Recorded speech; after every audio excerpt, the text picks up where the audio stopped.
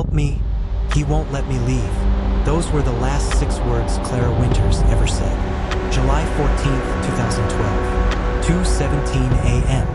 A 911 operator in Lakeview, Oregon answered a call from a disposable cell phone. The line went dead. The location, untraceable. The caller, never heard from again. Clara Winters was 25, an artist, a barista, soft-spoken, private, the kind of woman who went unnoticed until she disappeared. She lived alone in a small, second-floor apartment above a bookstore on Willow Street. On the night of July 13th, she closed up shop at 9 p.m. Security footage shows her locking the door, texting someone, and walking toward her apartment. She never arrived. By 9:30 p.m., her phone was off.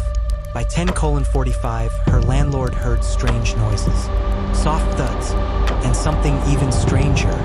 It sounded like a woman humming, a slow, lullaby kind of tune. He later told police. Police entered Clara's apartment the next morning. The front door, locked from the inside. No signs of forced entry. No blood. No Clara. Her phone was found, shattered, under the couch. But the real shock was in the freezer. Inside, detectives found 3 Polaroids. The first, Clara, asleep in her bed. The second, Clara, brushing her teeth.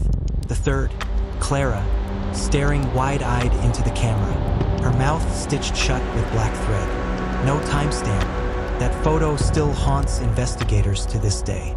Police turned to their most obvious suspect, Mason Cale, Clara's ex, a filmmaker and an obsessed one. She had filed a restraining order against him 3 months before. When police searched Mason's apartment, they found a locked room, walls covered in sticky notes, dolls made of cloth and human hair, and a short film titled Black Canvas. It featured a woman who looked exactly like Clara, tied to a chair, whispering, "He watches me while I sleep."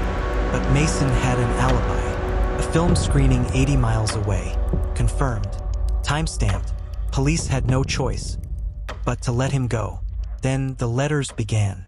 Over 3 years, Clara's sister received 12 handwritten letters, postmarked from different towns across the U.S., each one in Clara's unmistakable handwriting, each one ending with the same line, "I'm still painting."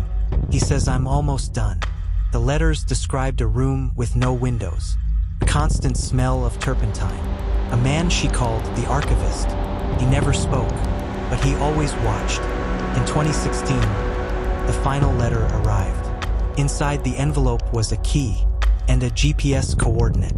Police followed it deep into the Oregon forest. What they found was a bunker, 12 feet underground. Inside, a single chair, a canvas, and a painting still wet. It was Clara, frozen mid-scream, captured in terrifying, photorealistic detail. Beside it, a tape recorder. They pressed play. "Help me, he won't let me leave." But it wasn't Clara's voice. It belonged to Stephanie Reed's, another woman who vanished in 1998 under nearly identical circumstances. Investigators now believe the Archivist may be a serial abductor, collector, maybe even a network. Clara's body was never found. Neither was Stephanie's, but the painting was fresh, the canvas still drying. So we ask, who is the Archivist? Is Clara Winters still alive? And how many more paintings are still out there? If you have any information about Clara Winters or Stephanie Reed's,